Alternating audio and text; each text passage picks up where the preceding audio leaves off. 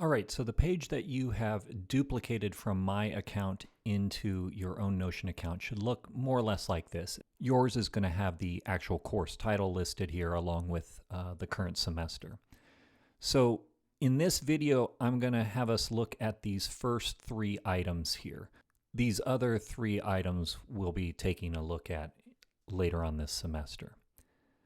So each of these triangles is what's called a toggle. And if you click on the toggle or the triangle, it will disclose what is underneath.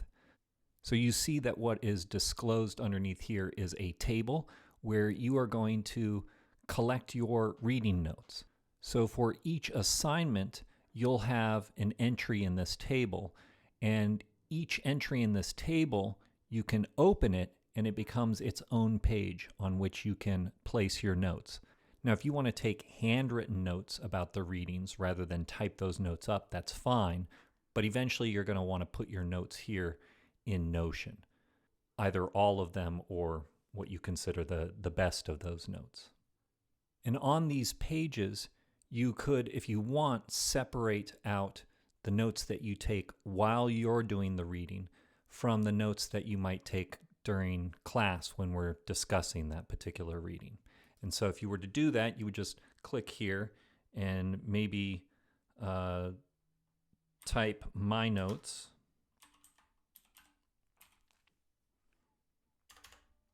And then underneath, you could put class notes.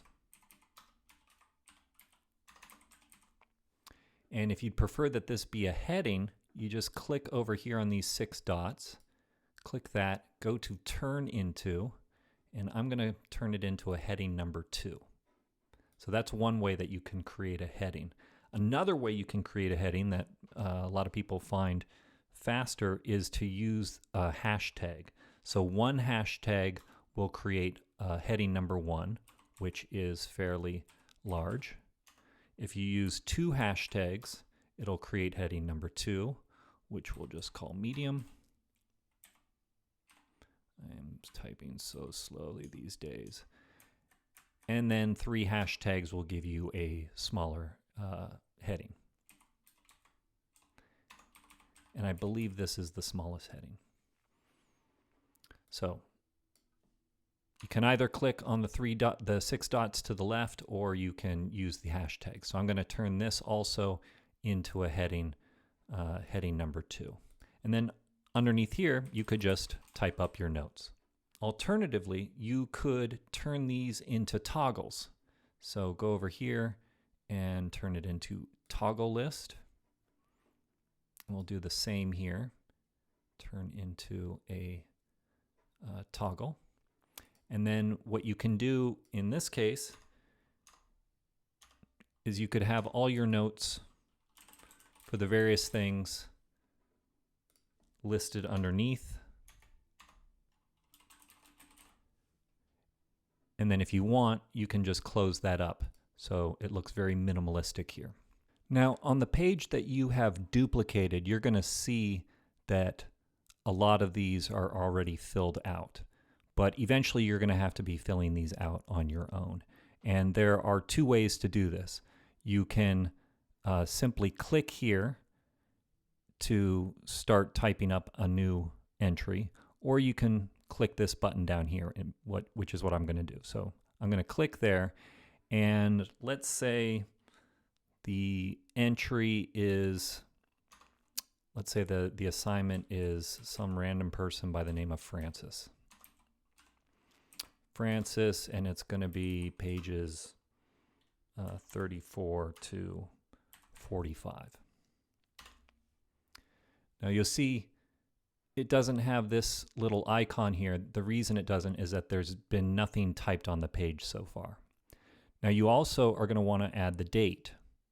So let's say the due date for this one is the 25th. And then you click out of here. Now one thing that's kind of annoying here is that right now things are arranged alphabetically according to this column. Probably you're going to want things arranged by date. So the way that you do that is you go to these 3 dots here and you go down to sort, and then you click here So right now it's sorting according to what the name of the assigned material is. Go to date, and then and keep this ascending if that's what it is. And that way everything will go in the same order in which we go over the stuff in class. So one thing you might want to do is have each of these entries here have this icon next to them so that it will be easier to distinguish them in the future. So if you go here, you click on Add Icon, it's always going to give you some random icon first. Click on that icon, and then for this particular one, you need to type memo in order to get the right image to pop up. So you click on that, and it then appears, and then the next time that you click on something to add an icon, you'll see that the icons that you've used are right here. So you don't necessarily need to go and type in their names. But again, you would want to type in the word memo to get this. And so we'll quickly do the same thing with this one. Add icon. And here it is. So for pretty much all the readings, I'm going to ask you to create entries here, and then also list the title of the particular text in this separate table here under texts.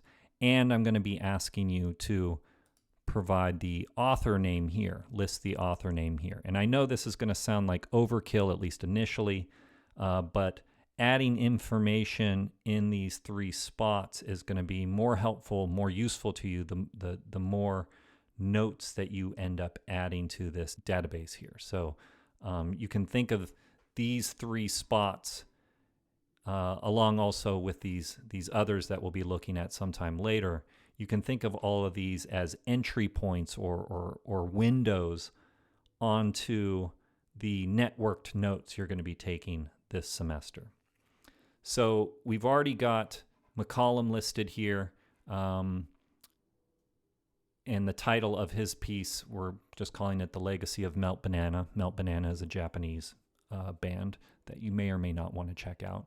Let's say the title of Francis's piece is Why Your Children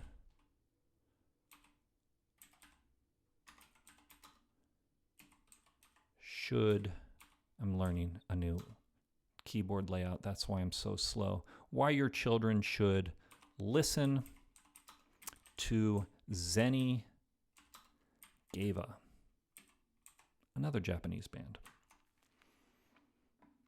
And this will be the piece by the person whose last name is Francis. And we'll say Francis's first name is Thomas.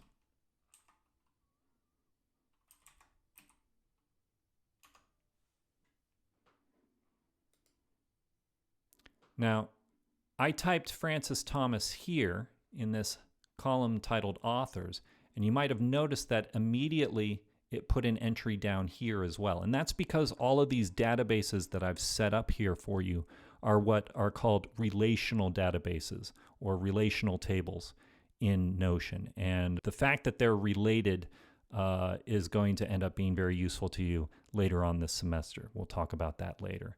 But as with the case of the icons up here too, you might want to have all of these have the same icon. In this case, obviously not blue jeans. Search for book. And then there's several images to choose from, but I'm going to stick with the one that we've already been using. And then in the case of the author image, you click in there. And to get the image that I'm using, you would want to type speak. And that will give you that icon. So the last thing I want to go over here, you don't have to do this, but as you'll see, there's all these pages over here that come with your Notion account. And you may or may not want those sitting there on the sidebar. If you want to tuck them away, what you could do is you could create a new page here in your Notion account. And let's just title this one Notion Info. And then once you've done that, you can just drag all this stuff over here. It's all going onto the same page. You don't have to use any of this stuff. These are just things that Notion thinks it's useful to have people have available to them. Probably you do want to check out the Getting Started page. It will give you some ideas about how to use Notion.